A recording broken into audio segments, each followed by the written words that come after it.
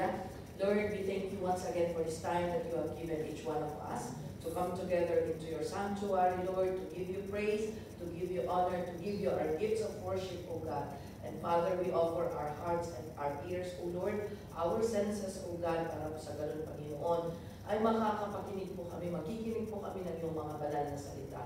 Father, we continue to invite the Holy Spirit to hover in this place, Lord, to give us understanding, O God, and to deepen the conviction, O Lord, in order for us, O God, to heed your commands, O Lord, to put them into practice as you have commanded your people, O God. Father, we thank you. We submit every faculties of our lives before you, Lord. Even myself, O God, I just submit unto you. Just use me as your instrument, O God, for the glory of your holy name. This is our prayer, O Lord, in Jesus' name. Amen and amen. Praise the Lord. Isang mapagpalang hapon po sa ating lahat. Good afternoon to everyone and to all those who are watching us online. Good afternoon. May the blessings of the Lord also flow upon you as you continue to listen and focus on the commands and on the will of the Lord. Amen. So, mapagpalang hapon sa ating lahat. Sana naka-online yung mga Thursday na original. Hallelujah. Praise the Lord anyway. We understand the situation that our work here in Hong Kong is unpredictable and uncertain. But we praise the Lord for every opportunity na everyday pa rin ang ating service dito sa Hong Kong. Amen? I would like also to thank the Lord for restoring my voice. For so many days na wala po tayong boses at ang pangit pala, kung wala kang boses, marami kang gustong sabihin pero hindi mo masabi kasi masakit sa lalamunan. But I praise the Lord for the healing. Thank you also for praying for us here. Lahat po ng pastors natin dito, we thank the Lord na at least isa-isa, one after the other ang nangyari na after na umayos yung ubo ni Pastor Sonia, ako naman yung sumunod. So, ang nauna si Pastor Lumica, tapos si Pastor Sonia, tapos ako yung sumunod. So, we praise the Lord for your prayers. We thank you for praying with us. And we praise God for continuously sustaining us. Because it is only by His grace na nakakaya po natin lahat ng mga ginagawa natin. Amen? So, this time, ang pag-uusapan po natin mga kaibigan is, let's be positive. Amen? In this world full of negativities, alam nyo, napaka-negative ng mga nangyayari dito sa mundo. Na ang dami mga bagay na parang iisipin mo na lang sa buhay mo na, is it worth living? Kaya yung iba na, inuunahan na yung timetable ni Lord. Sila na yung nag-decide ng kanilang buhay.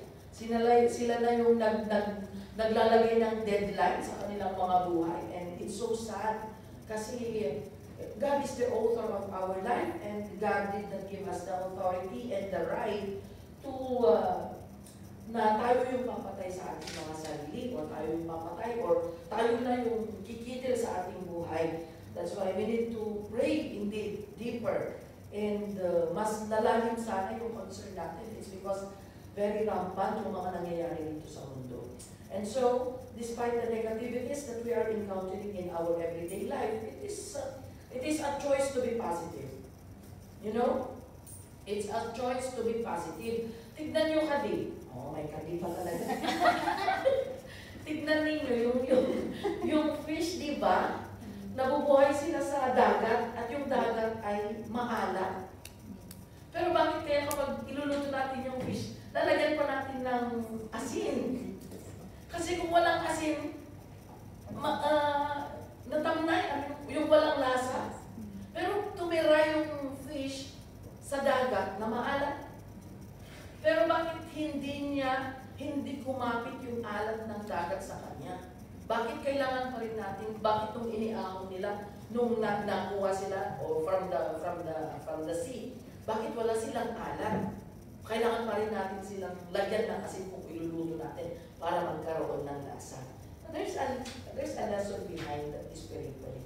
Sometimes even if you are in a negative situation, if you don't allow that negativity to enter your system, it will not influence you at all.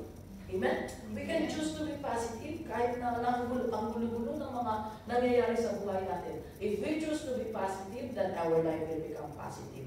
Pero kung hahayaan mo na yung negativity na nakasurround sa'yo, ay i-adapt mo yun at hahayaan mo yan yung sumira sa'yo, then talagang masisira ka. Amen? Pero we thank the Lord because God is teaching us to be positive. And one of the positive things that we need to hold on to is the promise of the Lord na meron tayong pupuntahan, meron tayong uuwian sa langit, meron tayong mansion. Di ba may kanta na we have a mansion in heaven? And we are heading on to that. Amen? So I would like to title our topic this afternoon as Heading On to a Better Country, a Heavenly One. Heading on to a better country. We are heading on to a better country. And that better country is not here on earth. Hindi sa Amerika, hindi sa Italy, hindi sa may mga snow na lugar. Diba? Doon parang, kumada is snow na. Yeah? That's why people would dream of going to Canada, would dream of going to anywhere. Kasi parang nakakainggan yun, nakaka-boring naman kasi dito, malamig lang. Wala kang nakikitang, yung umuulan ng snow, But then, nowadays, nare-realize natin na it's not about the things that we see in this world that really matters anymore. Kasi mapapakinggan mo even especially into the very economically up na mga nations or economically developed nations, makikita mo ang gulo-gulo din ng kanilang mga buhay. And so we have come up to this level already na hindi rin pala, kahit pala pumunta ka, pero nung bata kami, isa lang ang tungo ng dream, parang mag-aaral kami para pupunta sa Amerika. Kasi Amerika is parang a land flowing with milk and honey. So amin, yun, lahat ang gusto ng para pumunta sa Amerika, Pero nowadays that we see things, especially na naging digital na tayo ngayon, walang nakakalusot sa lens ng camera. Even the things na itinatago ng mga government, in the communist nations, they only allow, they take hold of the press. They only allow things that they want the world to know, but they keep the things na pangit. Kaya puro positive ang mapapakinggan mo, pero kapag pupunta ka pala doon, ay wala, naghihirap ang kanilang bansa. But kasi they control their press release or yung news na ilalabas nila into the outside world. Pero sa Pilipino, wala. Lahat nakalabas. Open book ang buhay ng Pilipinas. That's why sometimes people of the world criticize us kasi mas madami yung nagbablog ng mga negative things kaysa sa mga positive things. Amen? But then what we are talking about here is that yung country, a better country. Pero sabi ko nga, hindi dito sa mundo yan. It is a heavenly one. Amen? So we need to think positive that we are heading on to a better country. As we live our lives here on earth, ay kailangan yun yung maging hope sana ng buhay ng bawat isa sa atin. That's why if you are persecuted for being poor, or if you are persecuted because for how many years you are here abroad, awantin matagdang mga balay mo, you are becoming yung ikaw ang tampulan ng tukso, sabi nila sa Tagalog, But then don't feel bad. Don't feel bad. It's not bad to pray na, Lord, can you give me like this, or can you give me a house for my family? Para naman, Panginoon, hindi sa kalsada natutulog ang ating mga anak, o kaya para naman, Panginoon, maayos ang aming buhay. It's not bad to ask from God. And God will surely bless us. What is bad is that kung yun at yun na lang ang iniisip ng bawat isa, forgetting about the better home that we have in heaven. Amen? So, let's see. How can we avail of that heavenly home?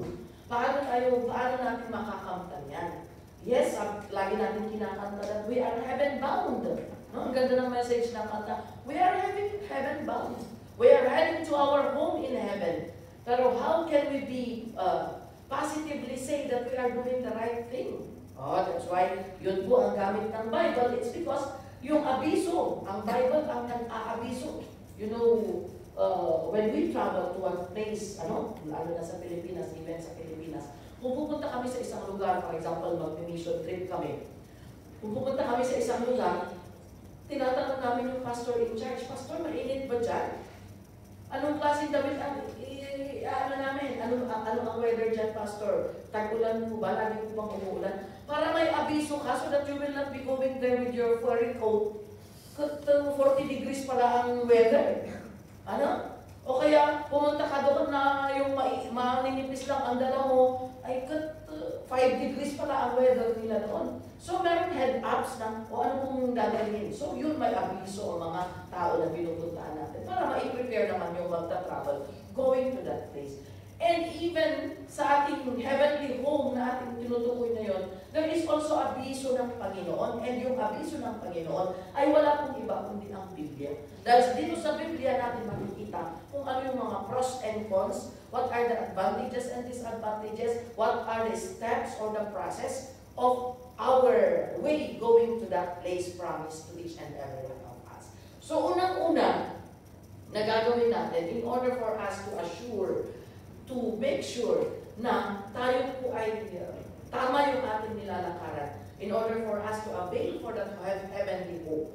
Although it was promised to everyone, but not everyone can avail of that. Why? Kasi may screening ang Panginoon.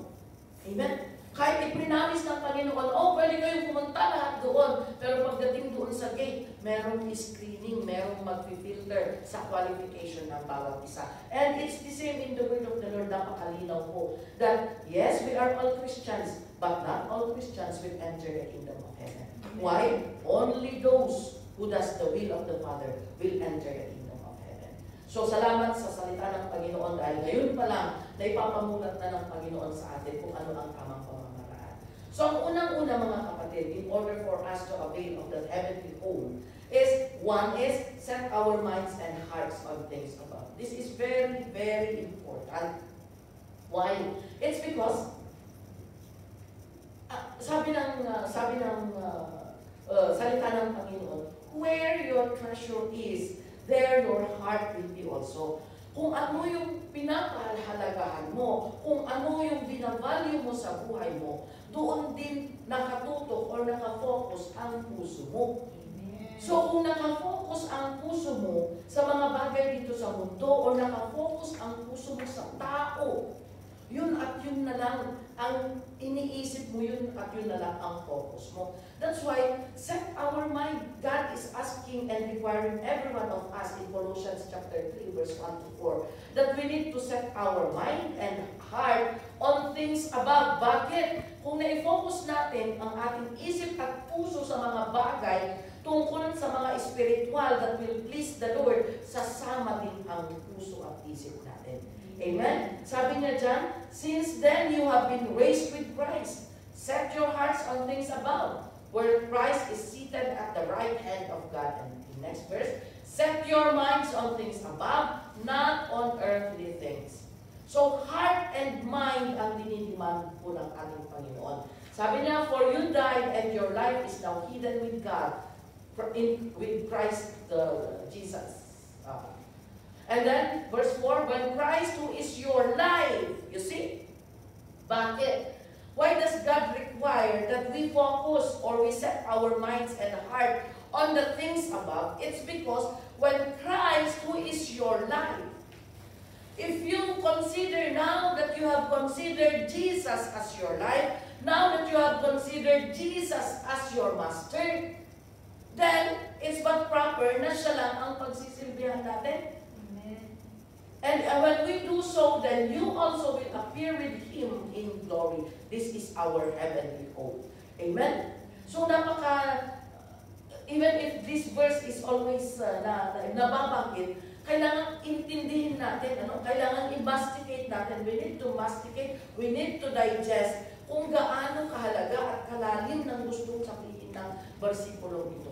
Sabi niya, since you have accepted Jesus as your Lord and Savior, you must then acknowledge Him. You must then make Him your priority in life. Amen? Because sa heaven, mga kapatid, walang ibang focus doon, walang ibang center of attention, kundi ang Panginoon lamang. That's why even in worship, Kung dito pa lang ay naboboringan na tayo sa praise and worship, how could we be qualified to enter heaven? Well, ang gagawin lang ng mga tao na papasok sa langit ay magpupuri at magpupuri. Kaya actually training ground natin, yung service natin dito sa lupa is a training ground kung paano tayo magsisilbi sa ating Panginoon sa langit. So kung naboboringan na tayo sa pagkanta, disqualified tayo . Amen? That's why worshiping the Lord is very, very important. Amen? So, as we set our minds and heart on things above, it is directly proportional to saying we are setting our hearts on Christ.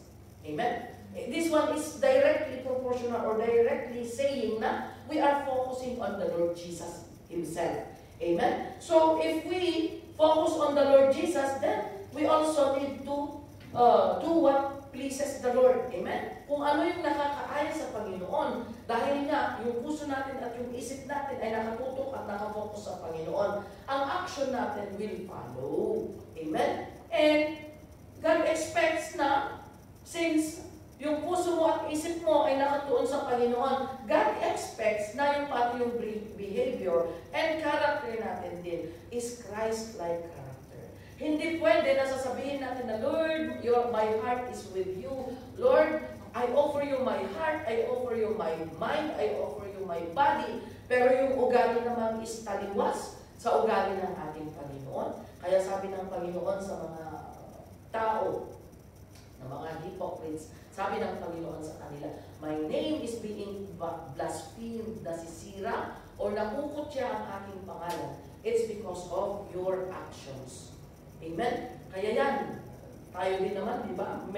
Minsan kapag hindi tayo naging aware or hindi tayo naging mindful sa ating mga actions, makakarinig tayo from the mouth of the unbelievers na sasabihin nila, ay, kasati Kristiyano. Di ba? Bakit ganyan ba ang Kristiyano? Nag-church ka and yet your character or your behavior is opposite what is written in the Bible. Kaya, as we set our hearts and minds to the Lord on earth, on heavenly things, God expects that even our behavior will also follow. Amen? Because we have been made in the image and likeness of Christ. And yung image and likeness of Christ is not the natural image na maputi, matangkad, mataba, sexy. Hindi yun. Hindi yun ang image. Kundi yung image ng Panginoon is yung kanyang attributes. God is good, God is merciful, God is love. That's why the Lord also Himself said na, if you, God is love, sabi niya, but if you believe in God, yet you hate your brother, ay, hindi rin. You do not believe in God at all. Amen? Kasi God is love. How could we hate others when we say that we love God? So, yan po mga kapatid, dapat sasama din po yung ating mga actions as we make Him our number one. Amen? We need to talk like Jesus, act like Jesus, think like Jesus, and feel like Jesus. Ano ba yung gusto ng Panginoon? As we feel like Jesus, you know Jesus, when He saw Jerusalem, dahil Jerusalem is the city of God. But when He saw that the people are not in the character of God, the people are not living in the ways of God, Jesus wept. Kaya nga ang shortest verse in the Bible is Jesus wept. Why? When Jesus saw Jerusalem na they are not acting in the way of the Lord, He wept. Why did Jesus weep for Jerusalem? Kasi alam niya kahihinatnan ng Jerusalem. They will be bound to destruction because of their disobedience. They will be bound to hell because of their wickedness. Kaya, as we feel like Jesus feels, whenever we see also people who are going into the wrong way, let's have passion and compassion. Kasi ang focus ng Panginoon ngayon, and that is also our focus in these years na sa mga messages ng ating mahal na Bishop, it is all about soul winning. Amen? It is all about, ano tawag dito? Awakening the passion of Christ in our hearts. Kasi awan ti serbi natin pa ng Kristiyano, no, wala sa atin yung puso ni Kristo. Useless ang pagiging Kristiyano natin. That's why we were scolded actually. Nung nag-meeting po ang mga Baguio pastors, napagalitan talaga kami, sabi ng ating bishop, are you not concerned at all? Are you not concerned that people are not evangelizing? Are you not concerned that you are not evangelizing, pastors? And are you not concerned that people, your people under you, are not evangelizing? Ang kayo ba nga mailalaan? Sabi ng ating bishop. It's because bakit ganun? Bakit nagagalit ang ating bishop? And you know, people who are anointed by God, yung galit ng Panginoon, it's flowing unto them also. Kaya nagagalit din sila kapag hindi nagagawa ang trabaho ng Panginoon. Why? Nandun yung heartbeat ng Panginoon. The anointing of the Lord is telling them what to say to the people. That's why Moses of long ago pumunta sa tuktok ng Mount Sinai to get the instruction of the Lord, to bring it down to the people to obey. And that is our system. And it's not an accident na Moses din ang pangalan ng ating bishop. Siya din ang kinakausap ng ating Panginoon to impress yung kung ano ang gusto niyang mangyari sa pamilya natin dito sa pre-believers. That God wants us to evangelize. That God wants us to bring souls into the Lord sa presensya ng Panginoon. Why? Sabi ng Panginoon, everyone who does not bear fruit will be cut off. Maputed. Kahit ba nag-church ako ng 20 years? Yes! Because coming to church doesn't guarantee our salvation. It is doing the will of God that will qualify us to enter the kingdom of heaven. Kaya ganun po. Ganun na lamang yung talagang pag-pound ng ating mahal na bishop sa mensahe about soul winning. That we really need to go and bring one. Because yung concern ng ating bishop is that wala sanang mapuputol sa atin. It's not for the free believers to be known na, nagkita ating free believers, palakpakan tayo yung free believers. It's not. That's not the motivation. Our motivation is that to bring souls into the kingdom of God. Amen. Amen? Kaya nga may nagtanong sabi, Bishop, paano naman itong mga jails, Bishop? Hanggang daw may free believers. Why are we spending too much on them? Hindi naman sure kung sa free believers sila pupunta, kung lalaya sila. Why should we spend? Diba? Kung carnal mind na naman iisipin natin, kung hindi sila pupunta sa church ng free believers, bakit natin sila pagkagastusan? O diba? Pero hindi tayo carnal eh.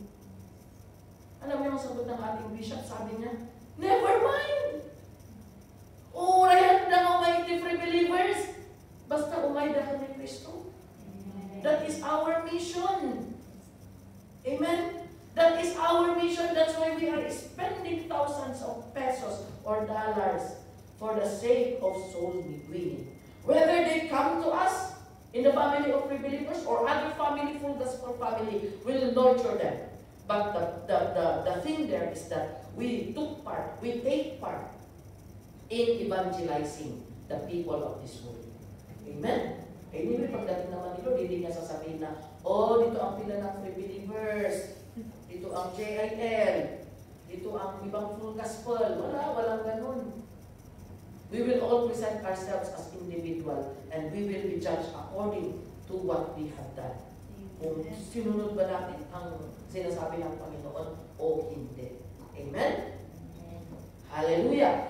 If we set our minds and hearts on things above, we do what pleases the Lord. Yes, diba? Kung gusto mo na, diba kung may gusto tayo makamtan dito sa mundo, just like children, yung mga bata, kung may gusto silang makuha sa mama nila, magsimsim pagdapiman. So that kung by schedule ang maghuhugas ng pinggan, volunteer sila ng volunteer. Kagaya din natin na mga kongyan, Lalo na kapag malapit ang Chinese New Year, siyempre alam mo na hindi ka palalabasin. Pero para palabasin ka, sige, agad-agad ka, permi. So, dodoblehin mo yung sipag mo only to have a yes from them that you can go out during Chinese New Year or merong mga events sa church na hindi ka pwede dahil hindi natapat doon ang day off mo. So, ang gagawin mo is, before you utter your request, ipiplease mo muna. Magiging triple ang sipag mo para lang ma-please sila. Of course, kung naging pleasing ka, the moment you say, Sir, can I go out? Oh, wala. Okay lang. Bakit? Naging pleasing ka muna eh.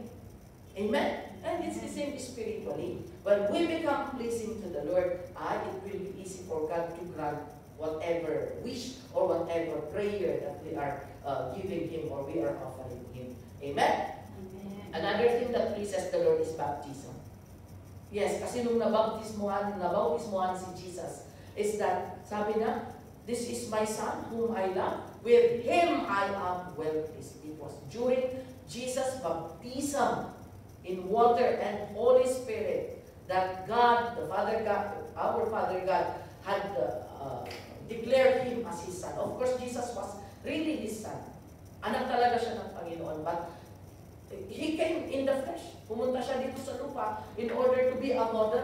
And as a flesh, being in the flesh, He submitted Himself to water baptism para ipakita sa mga tao na ang water baptism, mga kaibigan, ang Holy Spirit baptism is a requirement to entering the kingdom of God in heaven. Amen? Kasi nung nabautismohan si Jesus, nagbukas ang langit, bumaba ang Espiritu Santo, and pinuspos niya si Jesus. Yung Espiritu Santo na yan, ayan yung Espiritu Santo na umalis kina Adan at Eva nung sila ay nagkasala. And because of that, sin came now from generation to generation. But God wants to redeem the people of the world. That's why He wants the Holy Spirit back into man. Para sa ganun yung tao ay maging in the image and likeness of God once again. But how could the Holy Spirit go back to a man? By obedience to the command of the Lord. And one is water baptism. After Jesus was baptized, as soon as He stood up from the water, came up out of the water, heaven was opened, and He saw the Spirit of God coming down like a dove and alighting on Him. And a voice from heaven said, "This is my Son, whom I love. With Him I am well pleased." That's why baptism in water and the Holy Spirit pleases the Lord. And there's another kind of baptism, that is baptism of fire. Amen? Hallelujah. So another thing, in order for us to make sure that we are on the right way going to that heavenly home, is to be strangers on earth. Let's be strangers on earth. Jesus, kasano ang stranger nga, pastor, ano-ano lugar ko, dakol, di ba na yung uray, kahit malaki ang bahay mo, kahit ilan pa ang sasakyan mo, hindi ka pa rin tagalupa.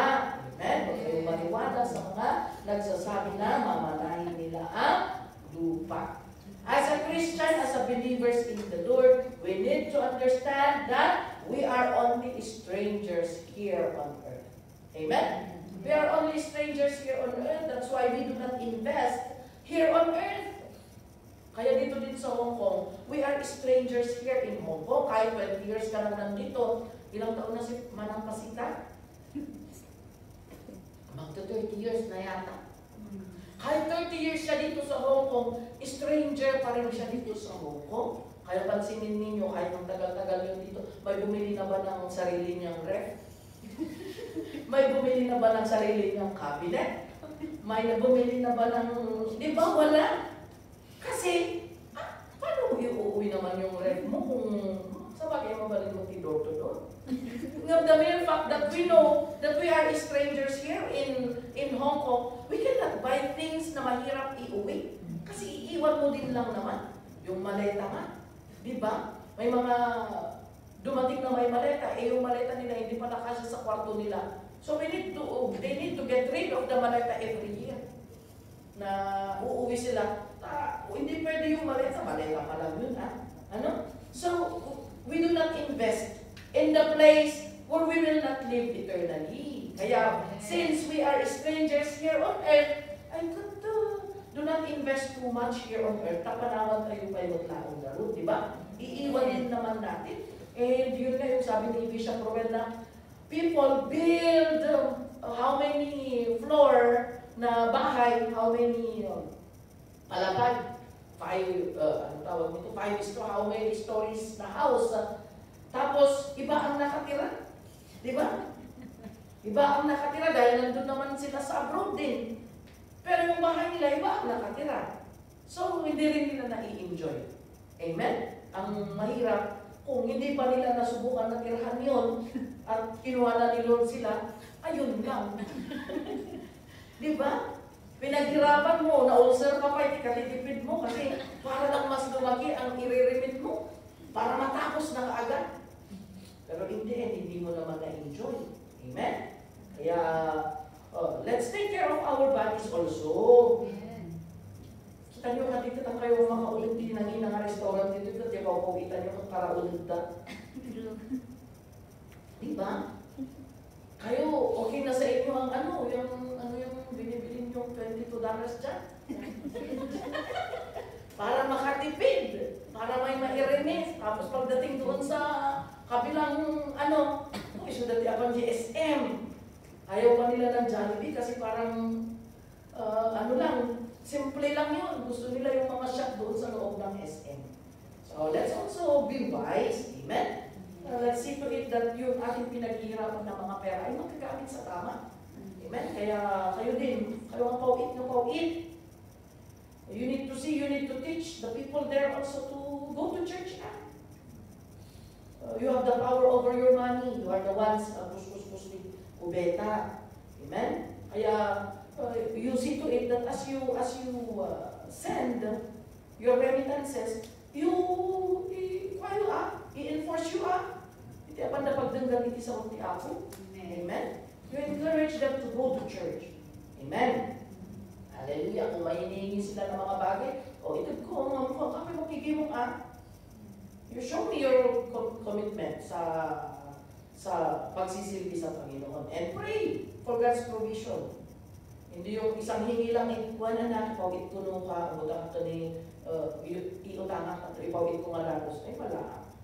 Magiging spoiled sila. Amen? So let's be strangers here on earth. Why? Yung mga tao, kung titignan ninyo assignment nyo ito, Hebrews chapter 11 is the faith chapter of the Bible. Kasi nandun lahat yung mga faithful servants of God na nagsilbi long ago, even in the time of the Old Testament. Nakasulat lahat doon yung mga ginawa nila bilang pagsisilbi sa Panginoon. And yet, they did not see the promise na inihanda ng Panginoon sa kanila. They only saw, but they did not step on yung hinanda ng Panginoon sa kanila na pupuntahan nila. And so, but then, okay sa kanila yun. It's because in their faith, hindi man nila naabakan, they are looking forward to that heavenly home, or they are looking for that heavenly promise ng ating Panginoon. That's why sabi niya sa verse 16 ng Hebrews chapter 11, sabi niya, instead they were longing for a better country, a heavenly one. Therefore God is not ashamed to be called their God, for He has prepared a city for them. Kaya kahit namatay na sila at hindi pa nila naapakan yung iprinamis ng Panginoon, they are still hopeful for that heavenly city na prepare ng ating Panginoon. And it's the same with us today. Hindi natin alam kung pagdating pa ng ating Panginoong Jesus ay buhay pa tayo. But then, why are we working so hard, giving the Lord the best service that we can give? It's because so that even if namatay na tayo, at least namatay tayong nagsisilbi sa Panginoon. So that when Jesus will come, we will take part in the first resurrection. The resurrection of the faithful believers of the Lord. Na mararang kasama ng mga buhay pa na nagsisilbi sa Panginoon na aakyat sa presensya sa kingdom ng Panginoon sa langit. Amen? That is our heavenly hope. Kaya, kahit hindi natin alam kung buhay pa ba tayo o hindi, at least man lang mai-assure natin, maging sigurado tayo na tayo po ay mamamatay na nagsisilbi sa Panginoon. Amen? Amen. Kasi we are looking for that for that better country, heavenly one. And therefore, God is not ashamed to be called their God. Hindi nahihiya ang Panginoon na tawagin mo siyang Ama o Diyos. Hindi tayo ikakaya ng Panginoon. Why? We became faithful until the end. Amen? For He has prepared a city for them. Kasi, kung faithful tayo at obedient tayo, di ba? Sino di akin anak dito? Kung natin ba, siya di akin anak dito. Di ba proud na proud ka? Nung nuwal-wal na i-office, Diyan ako, sino aking anak dito? Handa nga kayo ba? Handa nga kayo i-claim. Abay, police station, ayan na. Diba? Hindi ka magiging proud kung disobedient. Pero kung very obedient at very faithful, ay, anak ko dayta. Diba, hindi pa tinatanong, pero ikaw na yung nag-volunteer na magsasabi na, ay, anak ko dayta. Kasi proud na proud ka. Amen? It's the same in the Lord.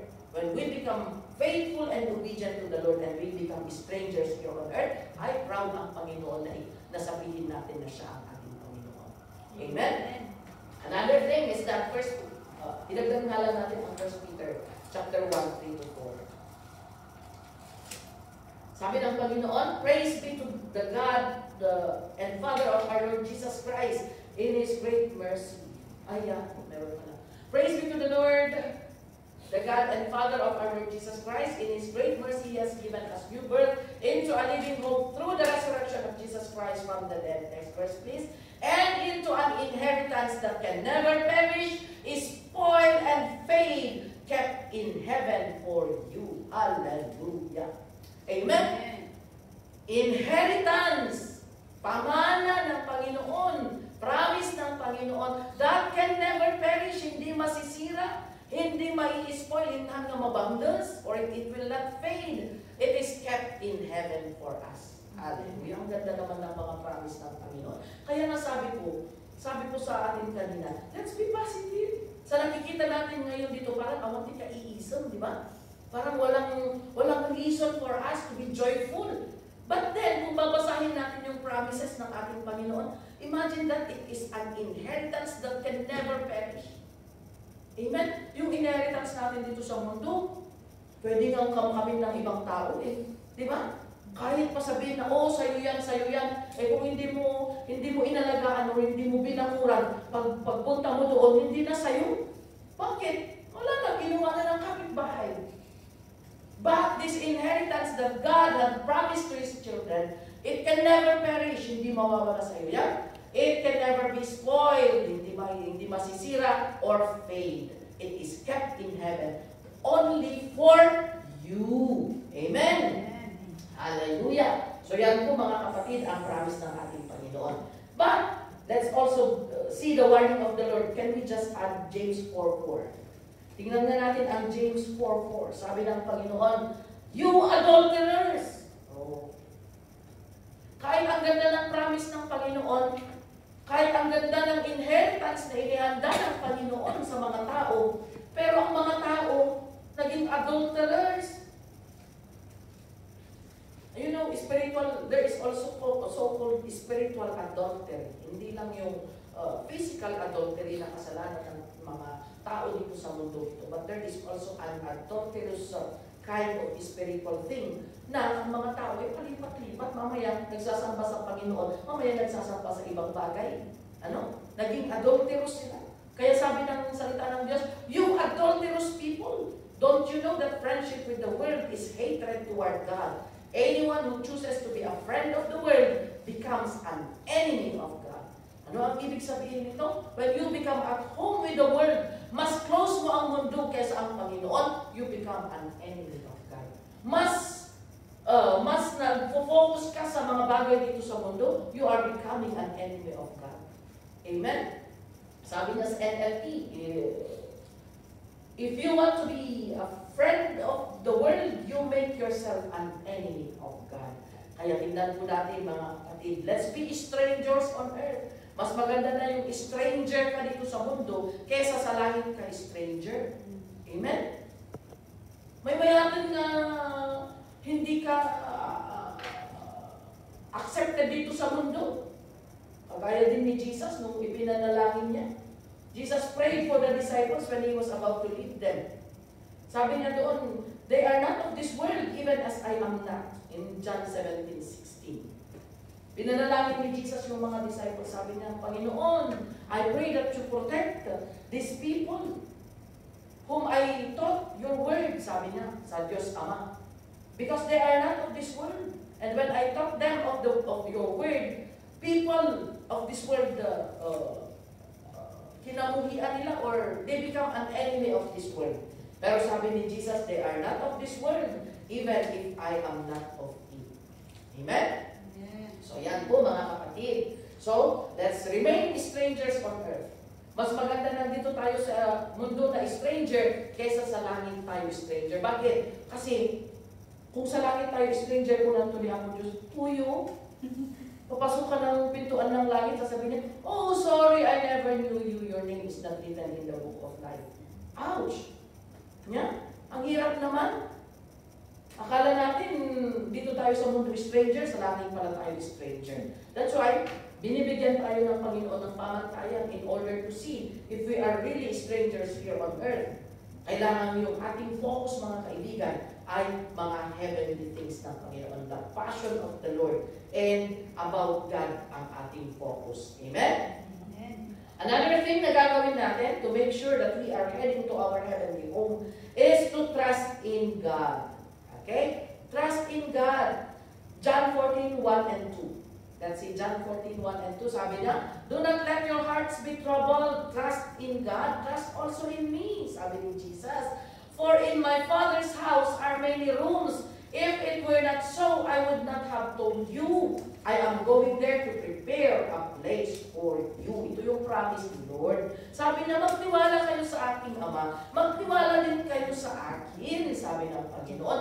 Kasi ako yung pupunta doon at ako ang maghahanda ng inyong mga titirhan, ng inyong mga uuwian doon. Imagine, ang Panginoon ang I'm going there to prepare a place for you. Nung ni Jesus din nag-prepare the place tayo, siguradong matibay at maganda.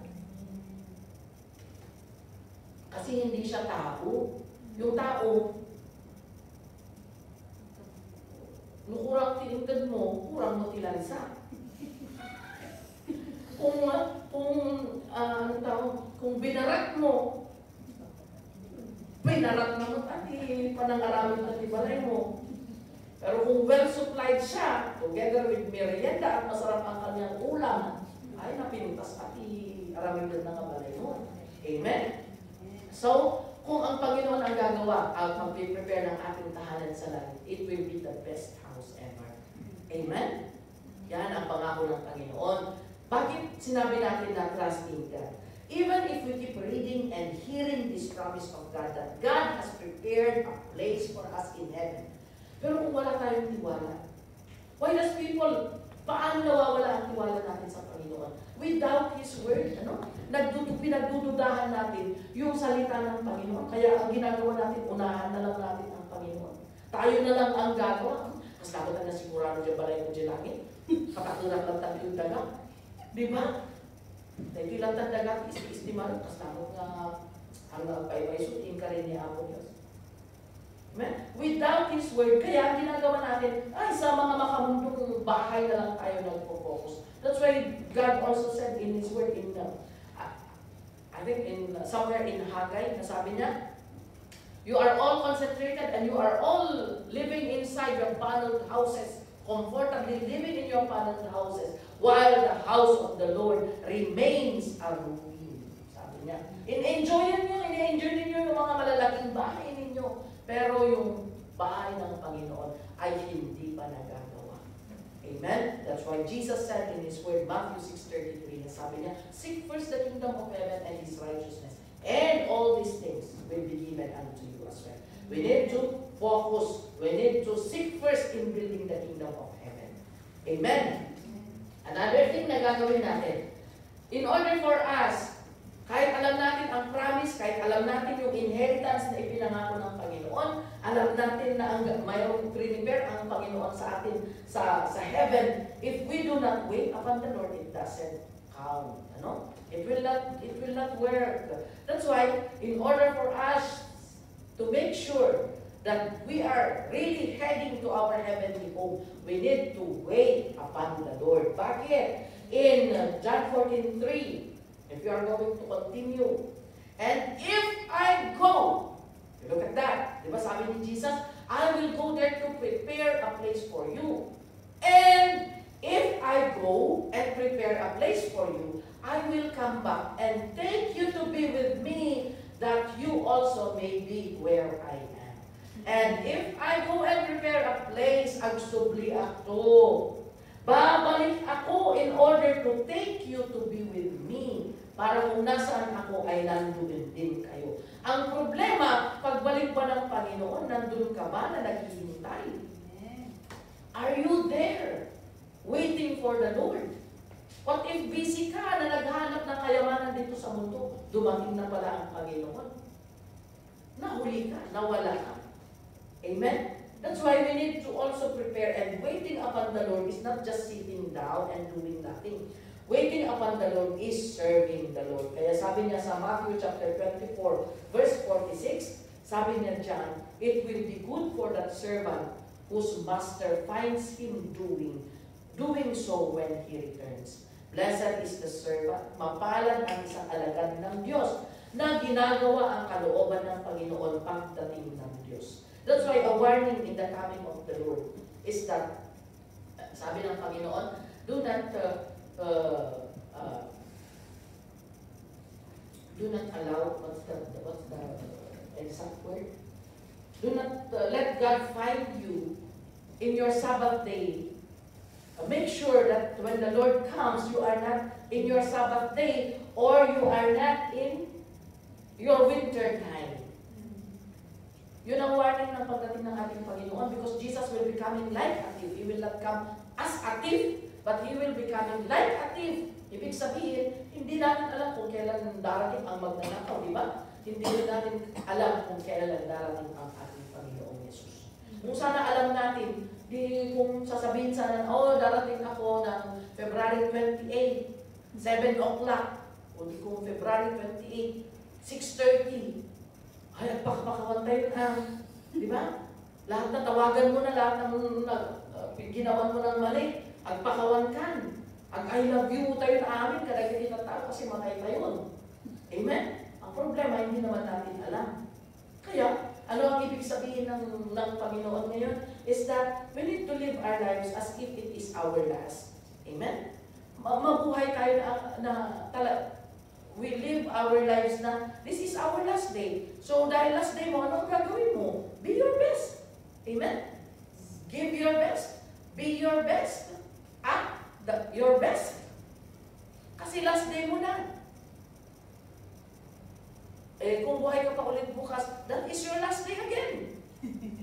Buhay ka ulit, that is your last day again. So ibig sabihin, God wants us na every day is our best. Amen? Pero ang Pilipino kasi, lalo na kung alam mo ang deadline.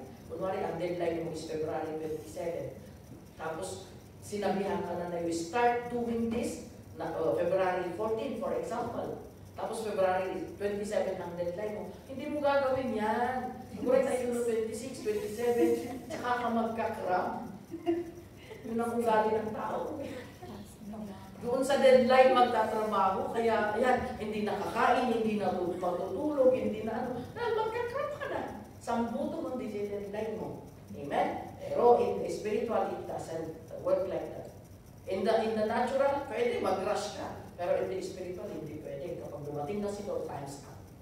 Amen? That's why the Lord said in His Word that we need to prepare. Huwag tayo magpaabot sa Panginoon that we are in our winter season. Ano ang winter? Taglamig. Malamig ang pananampalataya mo, and yan ang isang sign of the end times na people, because of the increase of wickedness, people will become cold. Ano? The love of most will grow cold, sabi ng salita ng Panginoon. Kaya huwag tayong magpaabot sa Panginoon that we are in our winter time. You see? And pray that your flight will not be in winter or on the Sabbath. What is Sabbath? Rest day. Nagpapahinga ka sa iyong pagsisilbi sa Panginoon.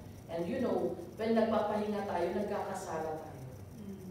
Kasi, wala kung nagpapahinga ka, out of focus ka sa things of God, kaya nagkakasala ka. Bakit nagkasala si David? Bakit nagawa niya yung pagkakasala niya kay Bathsheba? It's because David was at rest. Naka-rest si David at nakita niya na naliligo si Bathsheba. Rest. That was a war time. During that time. Pero, hindi nakiwar sa war. Hanga it's a battle time. Pumunta na lahat ng mga sundalo niya. But he decided to take a rest. Yun tuloy. Nung rest niya na yun, doon niya nakikita na naliligo si Bathsheba. Nagkasala tuloy siya. That's right. Ay, kapag nagre-rest tayo pala, nagre-rest tayo sa ating pananampalataya sa Panginoon, all the more na makakagawa tayo ng kasalanan. Why? It's because rest, makarest ka. Naging vulnerable ka sa mga thoughts of the enemy na isisiksik niya sa atin. Amen? That's why we need to keep doing the will of God, because our doing of the will of God will qualify us to enter heaven. And in Philippians chapter 3 verse 20, ano ang sabi niya dyan? But our citizenship is in heaven, and we eagerly await a Savior from there, the Lord Jesus Christ. Amen. So nga kahit na hindi man mapalitan ang citizenship natin, dahil hindi naman nag-o-offer ang Hong Kong ng citizenship, residency, pwede. Pero citizenship, hindi. Kahit Pilipino tayo all throughout our life, dual citizenship. Dual ang citizenship natin, mga kaibigan. We have this citizenship in heaven. Amen? Ano man nga tayo nagbalik na Canadian citizen or ano sa Europe or kung ano pang ibang bansa dyan, ay, magiging dual din tayo. Pilipino tayo ngayon, but our final citizenship is in heaven. Amen? Ang ganda naman ng talagang kiniklaim tayo ni Lord. With all the verses na nabasa natin, hindi nyo ba napapansin that God is really serious in claiming us to be His people? But the thing is, are we serious claiming Him to be our God? That is the problem. Kasi in a relationship, it is a two-way relationship. Hindi pwedeng one way. Hindi pwedeng one way ang relationship. Two-way, reciprocal. That's why love is, the nature of love is reciprocal. Dapat balikan. That's why God loves us. God expects us to love Him back. Amen? Pero ang problema, nakita natin, talagang kiniklaim tayo ng Panginoon. God has prepared a place for us in heaven. He has given us this heavenly citizenship. Na tayo ay citizen ng langit. God is claiming us to be His people. The problem is, and the question is, are we claiming Him to be our God? Talagang very eager ang Panginoon to redeem us. Pero, are we eager to be redeemed? Yung tao ba, gusto din ba niya yung ginagawa ng Panginoon? Na gusto niya tayong iligtas? Yun ang isang napakalaking problema, mga kapatid. It's because even as Christians, parang nalab-out, very shallow, hindi masyadong yung value ng ginagawa ng Panginoon, Christ redemption, Christ redemptive attempt para sa isa't isa sa atin in order for us not to head towards hell, ay hindi natin sinasalubong yung pagmamahal, yung tindi ng pagmamahal ng Panginoon sa atin is hindi natin sinasalubong ng tao. But then, the fact remains that when the Lord will come, there will be separation of those who are true believers and those who did not do their best. It's because people who did right or who serve God the best way they can, they will be separated into the right hand of Christ. And those Christians na naging Kristiyano lang sa muso, sa bibig, or sa salita, they went into the left side. Amen? And saan pupunta yung mga nasa right side? Sabi ng Panginoon, come, take your inheritance. Prepare for you. Ano ulit yung inheritance na sinasabi ng Panginoon? The place that Jesus prepared in heaven. Sabi niya sa mga nasa right, oh come, take your inheritance prepared for you beforehand, sabi niya. But those who are on the left, sabi niya, away from me. Go! Sabi niya, you are cursed. Ano yung exact na Matthew 25:46. Yeah. You who are cursed, go to the place where Satan and his angels are. Sabi ng ating Panginoon. That's why mga kapatid, mga kaibigan, it's time to make things serious before the Lord. Amen? God is doing His best to bring us to that place na gusto niyang puntahan natin. Pero people are choosing to go to the place na inihanda ng demonyo. We are not for hell, we are for heaven. Amen? So sana po mga kapatid na sana talihin tayo niya sa ating pagsisilbi sa Panginoon. Let us not become drowsy. Let us not become, huwag tayo mag-slumber. Alam niyo yung slumbering is parang half nagising, half na natutulog. No? God wants us to be awakened. Amen? So thank you for listening, and it's our prayer that we all qualify to enter the kingdom of heaven. And we thank the Lord for His words, for teaching us. Amen? So before I give back to the MC, shall we bow down in prayer?